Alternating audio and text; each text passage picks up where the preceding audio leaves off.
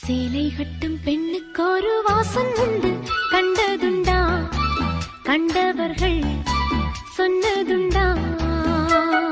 சேலை கட்டும் பெண்ணுக்கு ஒரு வாசம் உண்டு, கண்டு கொண்டே கண்களுக்குள் பள்ளி கொண்டே.